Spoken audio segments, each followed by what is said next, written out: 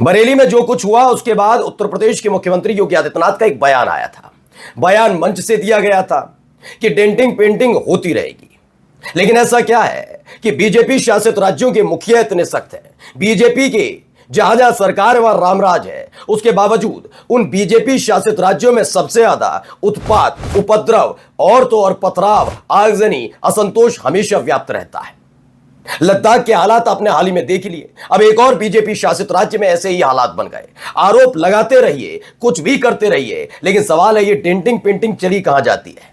ये कोई संयोग है या प्रयोग? अब ये बीजेपी के नेताओं को बताना होगा, क्योंकि जिन राज्यों से आज तक आपने दंगा, बवाल, उपद्रव, उत्पात की खबरें नहीं सुनी होगी, वहां बीजेपी जैसे ही सत्ता में आई या किसी भी वजह से वो राज्य बीजेपी के कंट्रोल में है, वहां इस तरह की घटनाएं आम हो जाती हैं। लद्दाख देख ही लिया आपने, अब एक और राज्य दिखाने जा रहा हूं और आप खुद सोचिए, हर जगह जहां जहां बीजेपी सत्ता में है वहां ऐसा क्यों होता है? कौन सा यह राज्य है जो धधक उठा है? नमस्कार, मैं हूं प्रज्वल गौतम और आज आपको दिखाने जा रहा हूं कि आखिरकार एक राज्य जो लंबे समय से बीजेपी के हाथों से दूर रहा, बीजेपी के कांग्रेस से भी दूर रहा, वो जैसे ही भारतीय जनता पार्टी शासित राज्य बनता है, वहां उत्पातियों की टोली कैसे सड़क पर उत्पात काटती है। मैं बात कर रहा हूं उड़ीसा की। उड़ीसा में अब तक नवीन पटनायक की सरकार थी। मैं पूरी जिम्मेदारी के साथ कह सकता हूं, ऐसा नहीं है वहां घटनाएं ना घटे या रामराज आ गया हो उड़ीसा में जब नवीन पटनायक की सरकार थी, लेकिन ऐसा उपद्रव, ऐसा उत्पात, ऐसा तमाशा, ऐसा पथराव, ऐसी आगजनी, ऐसा संतोष नहीं देखा होगा। लेकिन ऐसा क्या है कि अब उड़ीसा में यह सब कुछ हो रहा है? जी हां, उड़ीसा के कटक में वही हुआ जो अलग अलग राज्य, खासकर बीजेपी शासित राज्यों में होता है। गुजरात में होता रहा, जैसा महाराष्ट्र में होता रहा, मध्य प्रदेश में होता रहा उत्तर प्रदेश में, और इसके साथ साथ उत्तराखंड में, वैसा ही कुछ उड़ीसा के कटक में हुआ है। पहले ये वीडियो देखिए आप।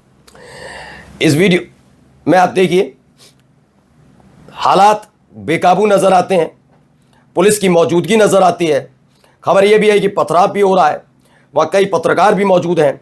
आगे जो हालात हैं, जो इस सड़क के आगे जाकर हालात बन रहे हैं, वो वाकई भयावह हालात हैं।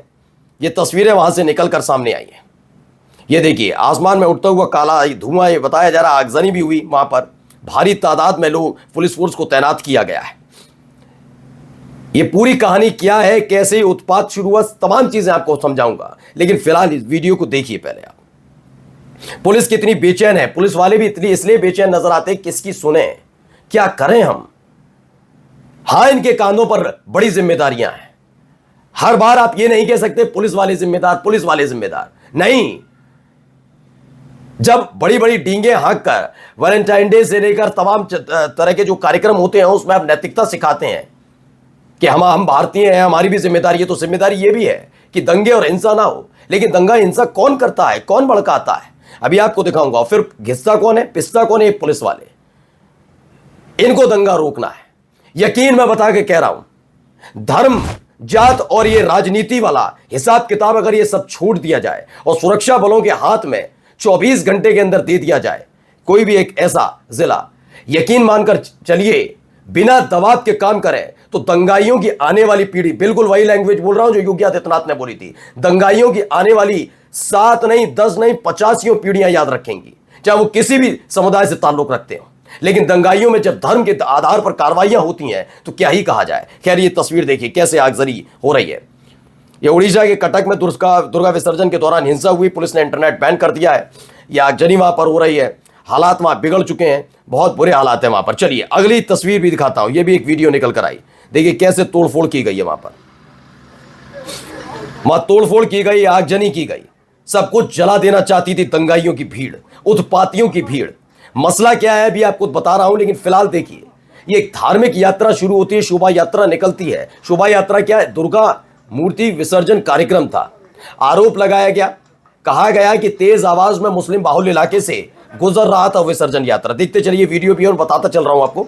विसर्जन यात्रा हो रही थी और उस विसर्जन यात्रा के दौरान तेज आवाज में, अभी हाल ही में आपने भी अपने इर्द गिर्द देखा होगा, बिना किसी भेदभाव के किसी हिंदू मुस्लिम को छोड़कर बताइए, इतनी तेज आवाज में गाने बजाए जा रहे थे, गाने तेज तेज आवाज में बजाए जा रहे थे, तो गाना भी समझ में नहीं आ रहा था। ये कैसी भक्ति है, मेरी समझ में नहीं आती। मैं भी सनातनी हूं भाई, कैसी भक्ति है जिसमें यही समझ में ना आए कि उस लाउड स्पीकर पर बज क्या रहा है, धूम धा धूम, बस ये बजना। उस आवाज को कम करने की अपील एक मुस्लिम समुदाय की तरफ से की गई, ऐसा कहा जा रहा है। लेकिन इस देखते ही देखते विवाद में तब्दील होना ही था। क्यों? क्योंकि उड़ीसा में बीजेपी की सरकार है। आरोप है कि विश्व हिंदू परिषद के जो कार्यकर्ता नेता, जो अपने आप को बहुत बड़ा नेता समाज समझते, समाज सुधारक समझते हैं, हिंदू धर्म के रक्षक समझते हैं, वहां पर उत्पात होना शुरू हो गया। पथराव हुआ, आगजनी हुई, तमाम तस्वीरें आपके सामने हैं ही हैं। अब पुलिस चप्पे चप्पे पर मौजूद है। 24 घंटे के लिए वह कर्फ्यू लगाया गया है। कई और खबरें निकल कर भी है, इंटरनेट सेवा बंद कर दी गई है। 6 लोग गिरफ्तार है। खबर क्या है? जर्नलिस्ट दीपिका सिंह है। उड़ीसा के कटक में 2 गुटों में हिंसक झड़प हुई। मूर्ति विसर्जन के दौरान हिंसक झड़प। कटक में इंटरनेट सेवा बंद की गई। झड़प में कई वाहन, दुकानें क्षतिग्रस्त हुए। पुलिस ने 6 आरोपियों को गिरफ्तार कर लिया, यह समझ में आया। अब आइए एक और वीडियो देखिए, यहां क्या हो रहा है।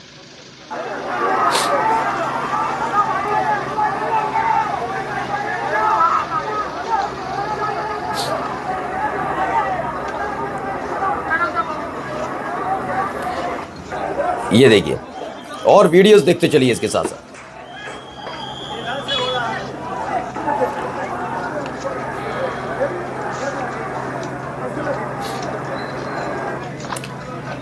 तो फिलहाल पुलिस की मौजूदगी है वहां पर।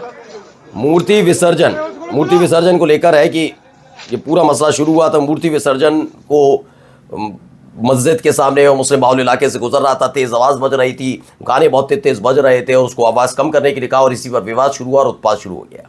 मेरा सवाल ये नहीं है, केवल आप उठाकर देखिए साल 2014 के बाद से देश के कोने कोने में, खासकर बीजेपी शासित राज्यों में, आप देखिए हालात क्या है हालात। इससे पहले भी शोभा यात्राएं निकली है, इससे पहले भी तमाम चीजें हुई हैं। देखिए क्या होता है ना, इसकी भी एक तरीका होता है। जब कोई शोभा यात्रा या इस तरह का कार्यक्रम किसी का भी निकले, इनका ताजिया भी निकलता है तो भी बता रहा हूं, एक परमिशन ली जाती है और पुलिस बहुत सोच समझकर, प्रशासन कभी नहीं चाहेगा, प्रशासन हो, डीएम हो, एसडीएम हो, जो बाकी जो करता रहता है प्रशासनिक तौर पर, या पुलिस में आला अधिकारी हो, कभी नहीं चाहेंगे उत्पात हो। तो इसलिए एक रूट तय किया जाता है, एक रूट तय करके वहां से निकाला जाता है। लेकिन जानबूझकर आप देखिए, उससे पहले भी रूट तय था। पहले भी 2014 से पहले शोभा यात्रा निकलती थी। ऐसा थोड़ी ना कि ना दिवाली मन रही है, ना होली मन रही है, ना दुर्गा पूजा हो रही है, ना गणेश चतुर्थी मनाई जा रही है, ऐसा तो नहीं था। मनाया तो तब भी जाता था। लेकिन अब यह क्यों होता है कि पथराव कर दिया, पत्थर फेंक दिया? पहले भी ऐसी घटनाएं हुई, ऐसा नहीं है। लेकिन पहले की घटनाओं में, आज की घटनाओं में देखिए कितनी सांप्रदायिक घटनाएं होती हैं, वो बात अलग है। सरकारी कलम से बीजेपी शासित राज्यों की मुखिया और उनकी सरकारें उस दंगा, उस उत्पात, उस सांप्रदायिक हिंसा को मिटा देते हैं और अपनी सरकार की साख पर दाग लगने नहीं देते। तो सरकारी कलम से मिटाते रहिए, लेकिन वो कहलाया दंगा ही जाएगा। उत्तर प्रदेश में आज तक एक दंगा नहीं हुआ 2017 के बाद। ये कहते हैं योगी आदित्यनाथ, उनकी सरकार, जबकि वो भूल जाते हैं एक के बाद एक जगह, फतेहपुर से लेकर बहराइच से लेकर अलग अलग जगह कई जगह दंगे हुए। आप नाम बदलने वाले नाम बदलते रहिए, लेकिन लोगों को होने वाली परेशानियां बताती हैं कि वो दंगा है या नहीं। आप अपनी साख बचाए रखिए। खैर, यहां जो हुआ इसकी तस्वीर मैं आपको इसीलिए दिखा रहा हूं। सुगम यादव भी लिखते हैं, कटक में दुर्गा पूजा विसर्जन के दौरान झगड़ा हुआ। डीजे की आवाज और जुलूस के रास्ते को लेकर विवाद बढ़ा और पत्थरबाजी शुरू हो गई। मां दुर्गा की यात्रा भंग करने वालों को पकड़कर उचित कार्रवाई सुनिश्चित करें और तत्काल जेल भेजें, ऐसा कहा गया और बताया गया। विश्व हिंदू परिषद और बीजेपी से जुड़े लोग भी माहौल खराब करने में जुटे रहे। आज तक की खबर है, उड़ीसा के कटक में दुर्गा प्रतिमा विसर्जन जुलूस के दौरान 2 समुदायों के बीच हिंसक झड़प के बाद सांप्रदायिक तनाव पैदा हो गया है। फिलहाल 24 घंटे के लिए सोशल मीडिया बैन कर दिया गया। 12 घंटे का बंद बुलाया। न्यूज नेशन की खबर, यह बताया गया कि 24 घंटे के लिए सोशल मीडिया पूरी तरह से बैन है और 12 घंटे का बंद बुलाया गया है। यह भी किया जा रहा है, यानी अब एक नई प्रयोगशाला तैयार की जा रही है क्या? नमस्कार।